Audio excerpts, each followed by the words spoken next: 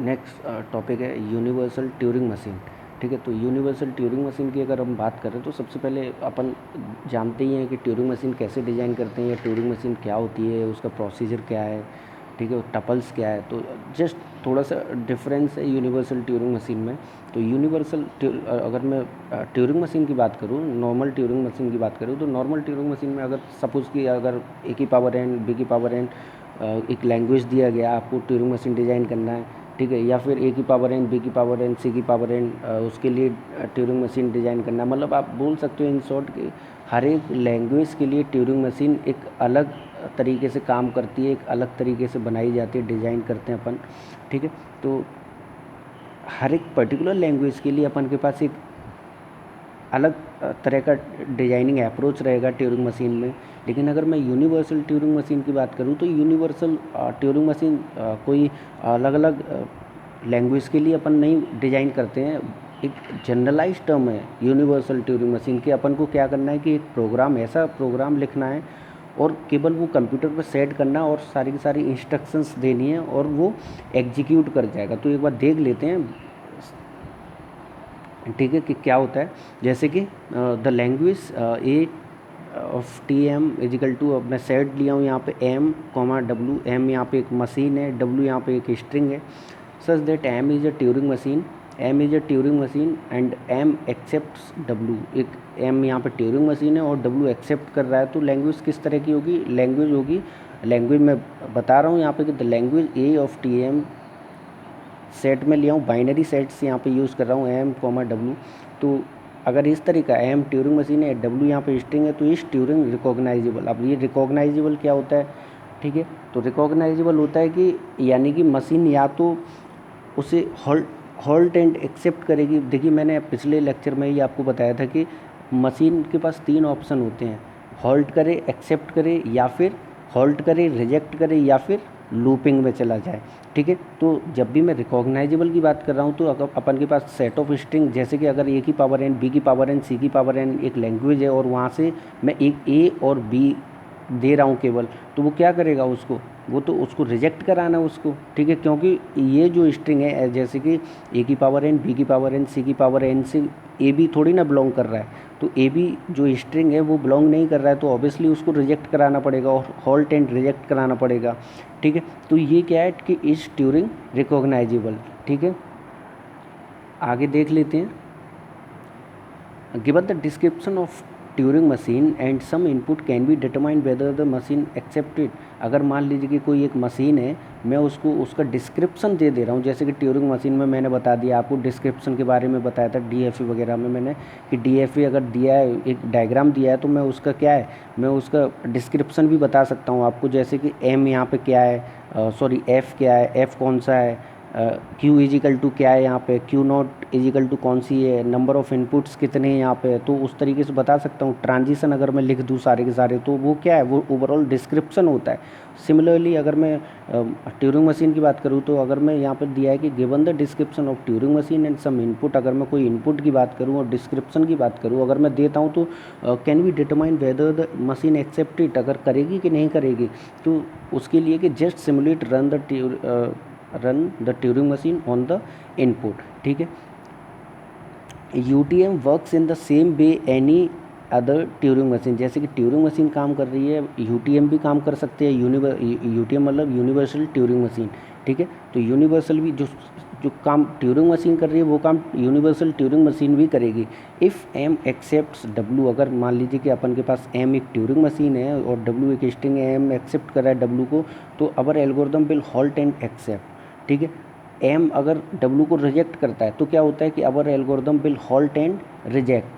ठीक है, M loops on W, अगर डब्लू एक स्ट्रिंग है और एम लूप में चला जाता है, तो our algorithm will not halt at all. अगर वहाँ पे अगर लूपिंग में फंस गया तो वहाँ पे हॉल्ट नहीं करा पाएंगे। ठीक है, तो मैं यही बताना चाह रहा था आपको कि just simulate run the Turing on the input. ठीक है, UTM works in the same way any other Turing machine. जैसे कि कोई भी ट्यूरिंग मशीन काम करेगी उसी तरीके से यूटीएम भी काम कर सकती है। ठीक है, काम कर सकती है, इसका मतलब मैंने अभी आपको ये बताया ही कि अगर एम कोई ट्यूरिंग मशीन है और डब्ल्यू एक स्ट्रिंग है, ठीक है, तो अगर मैं उसको डिस्क्रिप्शन दे रहा हूँ तो यूटीएम भी ऐसे ही काम करेगी जैसे ट्यूरिंग मशीन काम करती है कि एल्गोरिदम को हॉल्ट करेगी और एक्सेप्ट करेगी, या फिर हॉल्ट करेगी, रिजेक्ट करेगी, हॉल्ट करेगी, या फिर लूपिंग में फंस जाएगी। ठीक है, इसका आगे मैं डायग्राम भी बताऊंगा आपको।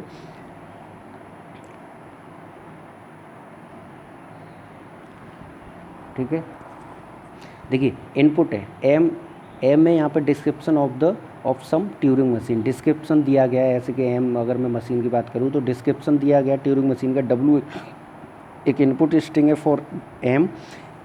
एक्शन क्या करेंगे, अब एक्शन की बात करें तो एक्शन क्या है यहाँ पे कि सिमुलेट रन, मतलब जो मेरे पास मशीन ट्यूरिंग मशीन जैसे काम कर रही है सेम मैनर में यूनिवर्सल ट्यूरिंग मशीन भी काम कर सकती है, यानी कि सिमुलेट में करा सकता हूँ। अगर मेरे पास M description of some Turing machine का डिस्क्रिप्शन दिया गया है और अगर मुझे इनपुट दिया गया तो मैं क्या करा सकता हूँ, सिमुलेट करा सकता हूँ या रन करा सकता हूँ एम, यानी कि जो डिस्क्रिप्शन का और स्ट्रिंग का यूज़ करके मैं यूनिवर्सल ट्यूरिंग मशीन पे भी सेम एक्शन परफॉर्म करा सकता हूँ। वेवियर की बात करें तो we've just like M would, जैसे कि कैसे वेव करेगी यूनिवर्सल ट्यूरिंग मशीन, या तो एक्सेप्ट करेगी, रिजेक्ट करेगी या लूपिंग करेगी। ठीक है, UTM is a recognise but not a decider. ठीक है, अब यहाँ पे देखिए थोड़ा सा बात और कर लेते हैं कि रिकॉग्नाइजर और डिसाइडर की बात क्यों कर रहे हैं हम यहाँ पे। तो रिकॉग्नाइजर मैंने बताया आपको कि रिकॉग्नाइजर क्या होता है कि यहाँ पे 3 टर्म्स हैं, या तो मशीन पे अगर एक पर्टिकुलर डब्लू के लिए मशीन क्या कर सकती है, एक्सेप्ट कर सकती है, रिजेक्ट कर सकती है या फिर लूपिंग कर सकती है। तो यहाँ पे क्या है कि डिसाइडर नहीं है। डिसाइडर मतलब अगर लूपिंग में फंस गई तो अपन का आउटपुट प्रोड्यूस नहीं होगा, उस वजह से अपन बोल रहे हैं कि डिसाइडर नहीं है। अगर मान लीजिए कि मेरे पास या तो मुझे रिजल्ट मिल जाए, यस ठीक है, या रिजल्ट मुझे मिल रहा है, जैसे कि यहाँ पे क्या था कि या तो पर्टिकुलर स्ट्रिंग के लिए एक्सेप्ट हो रहा है या रिजेक्ट हो रहा है, क्लियरली मुझे रिजल्ट मिल जा रहा है, पता चल जा रहा है कि ये मशीन हॉल्ट होगी, या रिजेक्ट कर रही है तब भी हॉल्ट हो रही है वहाँ पे, या एक्सेप्ट हो रही है तब भी वहाँ पे मशीन हॉल्ट कर रही है, यानी कि एक टाइम बाद रुक रही है। ठीक है, लेकिन यहाँ पे लूपिंग में क्या है, मशीन रुकेगी नहीं, इसका मतलब क्या आउटपुट प्रोड्यूस नहीं होगा, आपको उनको पता ही चलेगा ही नहीं कि क्या चल रहा है। तो डिसाइडर नहीं है। अगर मान लीजिए कि लूपिंग वाला ऑप्शन ना होता और केवल एक्सेप्ट और रिजेक्ट होता यहाँ पे, तो मैं बोल सकता था कि UTM is a recogniser and decider as well. ठीक है, लेकिन यहाँ पे लूपिंग में तो अपन इसीलिए रिकॉग्नाइज, यानी कि किसी भी पर्टिकुलर लैंग्वेज के लिए अपन रिकॉग्नाइज कर रहे हैं, यानी कि रिकॉग्नाइज मतलब कि एक्सेप्टेंस हो रहा है, रिजेक्शन हो रहा है या फिर लूपिंग भी हो रहा है, लेकिन डिसाइडर नहीं है। डिसाइडर क्यों नहीं है, लूपिंग की वजह से, क्योंकि अगर लूपिंग में फंस गई तो वो आउटपुट प्रोड्यूस नहीं करेगी, इसलिए अपन डिसाइड नहीं कर सकते। ठीक है,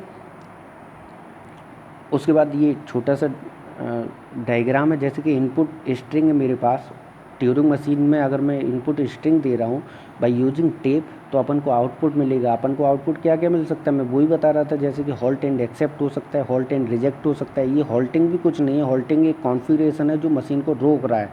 अगर मशीन एक पर्टिकुलर टाइम के बाद रुक जा रही है तो या तो वो हॉल्ट करेगी यानी कि रुकेगी और एक्सेप्ट करेगी स्ट्रिंग को, रुक रही है यानी कि एक्सेप्ट कर रही है, रुक रही है और रिजेक्ट कर रही है, लेकिन यहाँ पे कोई हॉल्टिंग हो ही नहीं रही। मतलब एक पर्टिकुलर स्ट्रिंग के लिए या पर्टिकुलर कॉन्फ़िगरेशन के लिए मशीन अपने आप को नहीं रोक पा रही है और कोई आउटपुट प्रोड्यूस नहीं कर पा रही है। इसका मतलब क्या है, यहाँ पे हॉल्टिंग हो ही नहीं रही है, हॉल्टिंग नहीं हो रही है, इसका मतलब क्या है, लूपिंग है यहाँ पे। तो ट्यूरिंग मशीन क्या करती है, इनपुट स्ट्रिंग के लिए इनपुट स्ट्रिंग दिया कोई बाय यूजिंग टेप, ये 3 चीज़ें अपन के पास हो सकती हैं। ठीक है, उसके बाद यहाँ पे लिखा भी है मैंने कि कंप्यूटर SUTM, ये कुछ पॉइंट्स हैं जो देख लीजिए एक बार। Computer SUTM program as Turing machine, ऐसे कि UTM को अपन कंप्यूटर मान सकते हैं कि नहीं, तो कंप्यूटर UTM को कंप्यूटर नहीं मान सकते, क्योंकि UTM के पास इनफाइनाइट मेमोरी होती है जबकि कंप्यूटर के पास फाइनाइट मेमोरी होती है। ठीक है,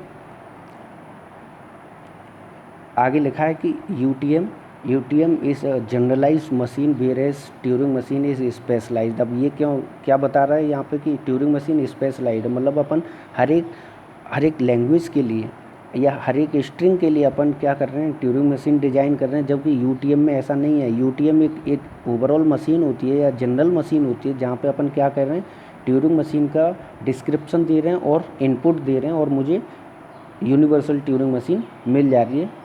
ठीक है।